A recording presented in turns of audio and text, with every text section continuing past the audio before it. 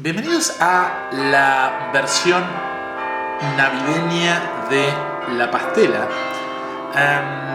Esta es el equivalente que tenemos en estos lares a el pan dulce. Se llama mince pie. Ahí estamos. Y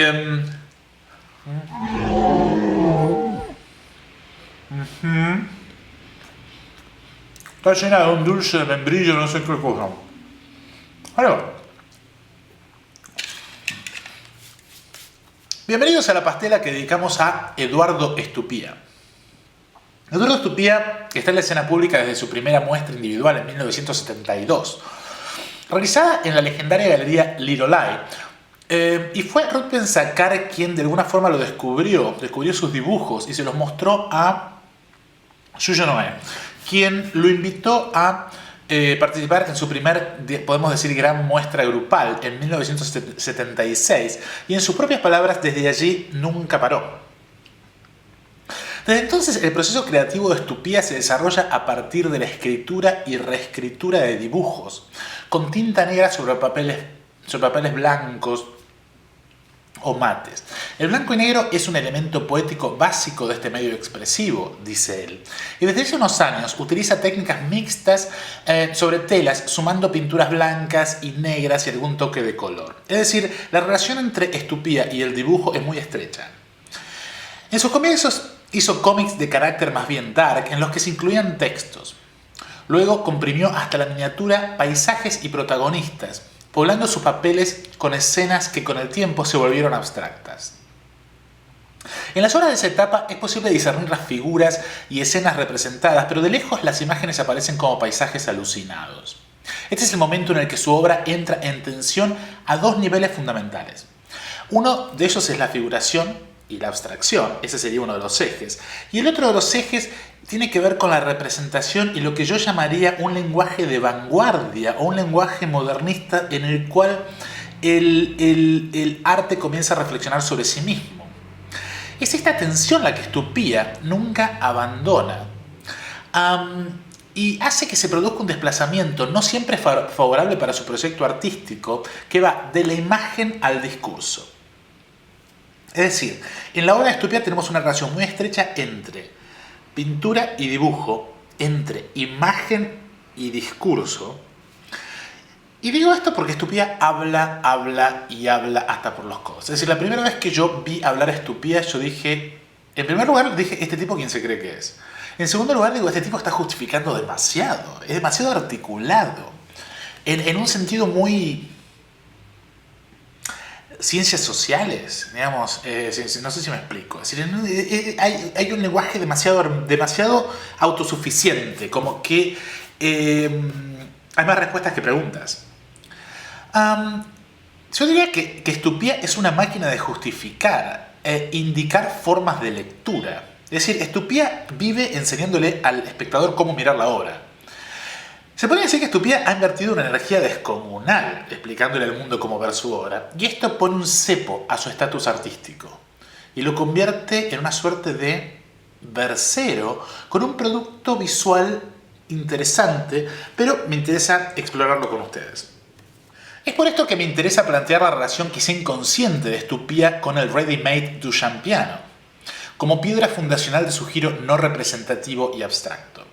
En otras palabras, si bien Estupía pretende ser el dibujante expresionista abstracto por definición en Argentina, lo cierto es que su manejo de la línea, del dibujo, es decir, de la línea, logra tal autonomía que desarma todo lenguaje pictórico para transformarse en algo objetual. Es decir, la línea en sí mismo, en su búsqueda de pureza, y esto es un objetivo de él, se transforma en un objeto en sí mismo.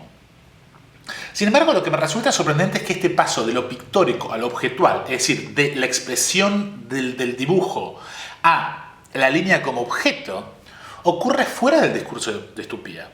Es decir, él es consciente de que está expresando algo y por otro lado está transformándolo, pero no es consciente de que ambos son dos lenguajes contradictorios. Es decir, el artista habla hasta por los codos, pero nunca se refiere al giro conceptual que su obra adquiere y que la deja pedaleando en el aire. Uno puede decir que la pintura de Estupía articula el dibujo en tanto caligrafía, o lo que el artista llama escrituralidad. Esto es la forma que el artista se refiere a su trazo. Esto en realidad consta de extrañas grafías y líneas con rasgos orientales, borrones y acumulaciones de manchas y veladuras, con vacíos inesperados, fragmentos y quiebres por doquier. El uso de la línea en tanto escrituralidad o cualidad caligráfica plantea un sentido de temporalidad que se superpone al uso de la pincelada o el trazo en la pintura tradicional, que por definición es sincrónica en lugar de diacrónico. Con esto quiero decir que una pincelada tiende a ser más corta y gestural, lo que da una idea de instantaneidad relativa, es decir, es un golpe casi. Por el contrario, la línea del dibujo, como la escritura, marca un momento de comienzo y de fin, y en tanto tal connota una idea de duración y temporalidad. Es decir, en un artista como Kwiatka o Prior, como vimos la semana pasada y la anterior, no hay principio y fin en la dirección de la pincelada, es decir, no se puede adivinar eso. Ellas son cortas como golpes o tajos. Sin embargo, en el caso de Estupia, la línea plantea la ilusión de un punto de partida, un tiempo de ejecución y un punto de llegada. Los borrones subrayan y remarcan esa idea de duración como intentos de vuelta atrás en el tiempo. Es decir, el borrón implica el dar marcha atrás en el tiempo sobre algo que tuvo una duración previa. Quizá esta sea la razón por la que Verónica Berlichak ha dicho la siguiente de la obra de Estupía. Y estoy citando a Verónica Berlichak. Cada vez más estas imágenes aparecen como restos de sueños, huellas sin destino final, pero de innegable vivacidad. El contraste entre las luminosidades y las sombras crean equilibrios antes que tristeza y pesadumbre. Acá termina la cita a Verónica Berlichak. Y digo yo, supongo que los borrones hacen a Berlichak asociar estas imágenes caligráficas con los sueños, con lo onírico. Sin embargo, lo cierto es que no hay clave visual alguna que plantee la cuestión de los sueños aquí. Esto nos evita el pesado y, en mi opinión, oprobioso trabajo de leer la obra de Estupía en clave surrealista o psicologista. Digamos, ni siquiera vayamos ahí. Sin embargo, si focalizamos nuestra atención en las imágenes, podemos ver dos posibles lecturas. Una es la formal y la otra es la iconográfica.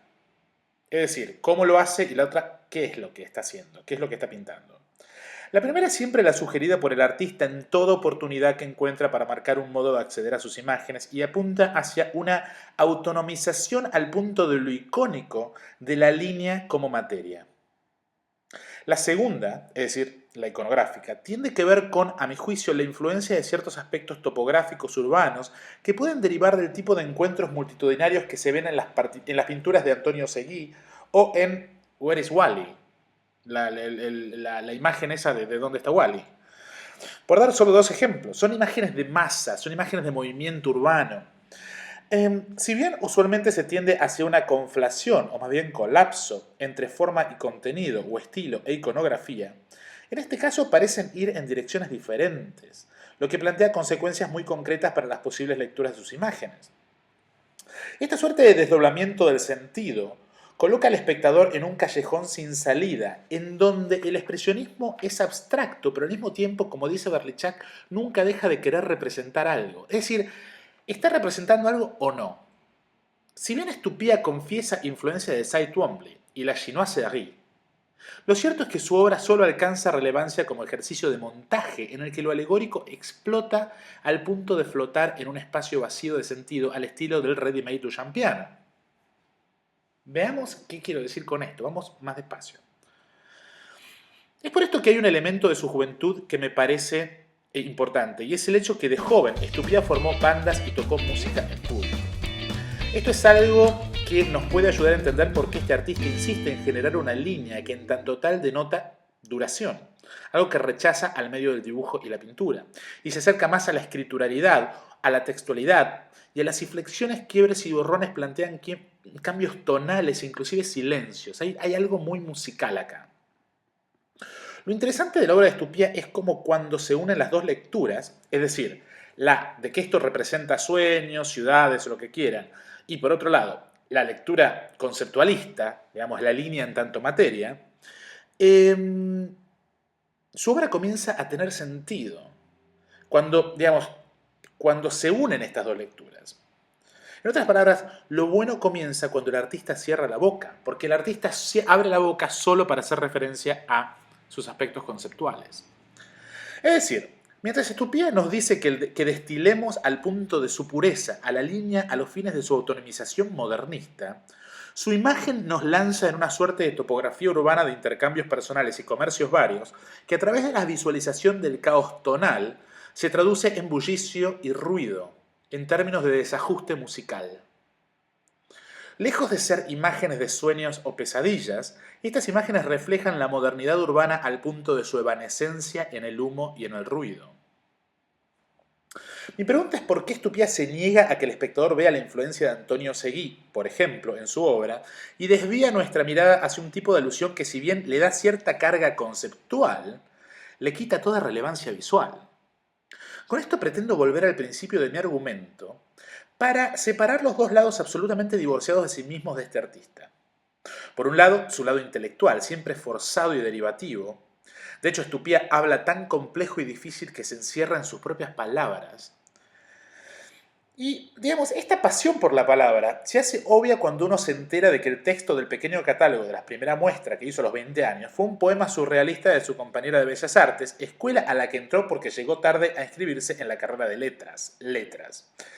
Dice Estupía: recuerdo que la directora de la galería se enojó y me dijo que Ana, de la que estaba totalmente enamorado, era una tonta y yo un irresponsable, y que la gente no iba a entender nada, dijo el artista en conversación con Arte al Día, subrayando el eterno conflicto que subsiste entre imagen y palabra en su obra.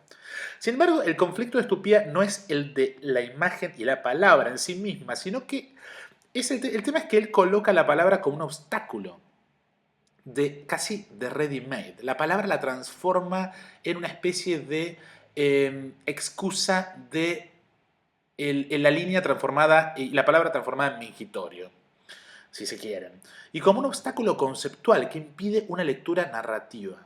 Es como él se avergüenza de cualquier capacidad representativa por alguna razón que no entiendo. Digo esto porque el plantear el dibujo en tanto duración, hay sí o sí narrativa. La narrativa es minimalista, pero hay narrativa.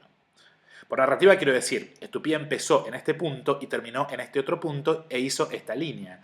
Ahí hay tanta narración y tanta representatividad como en la representación de Ovidio y las Metamorfosis o cualquier historieta.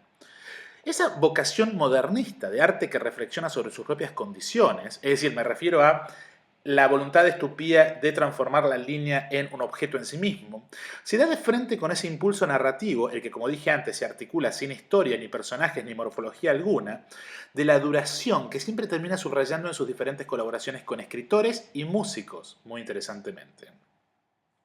Quiero ahora volver sobre mis propios pasos y analizar el discurso de Estupía en relación con su lenguaje visual, para ver específicamente si podemos ver algún tipo de relación entre sus palabras y sus imágenes. Al referirse al modo en el que su tía lo impulsó a estudiar Bellas Artes, él confiesa tener una relación íntima con el dibujo. Según sus propias palabras, nunca le interesó dibujar motivos, aunque confiesa haber hecho chinoiseries. En esta autonomización del dibujo en tanto tal, su dibujo se vuelve, según sus propias palabras, ermitaño y poético. Lo ermitaño en tanto aislado y lo poético en tanto puro denota en sus palabras una inmediata evidencia semántica que se articula en diferentes signos polisémicos. Para decirlo en dos palabras, Estupía busca un uso de un lenguaje visual en el que se logra una poesía de lo literal. Esto significa que en su objetivación, la línea y el dibujo se desprenden del autor y resignan toda cualidad de expresividad. En sus propios términos, el dibujo es otra cosa, no yo. Vemos así que la obra de Estupía no está impulsada por la subjetividad del artista, quien parece no exponerse a través de ella. Es un producto puramente autónomo e intelectual. Y aquí llegamos al nudo de la cuestión, que a mi humilde entender nos permite ver a la obra de Estupía como una representación visual de sus firuletes y gambetas mentales. Es más, si uno ve la obra de Estupía, ve formas de arabescos y giros de la línea que obedecen a una trama literalmente cerebral. Las obras de Estupía parecen disecciones de cerebros puestos en forma de montaje o collage. Son representaciones visuales de retorcimientos retóricos.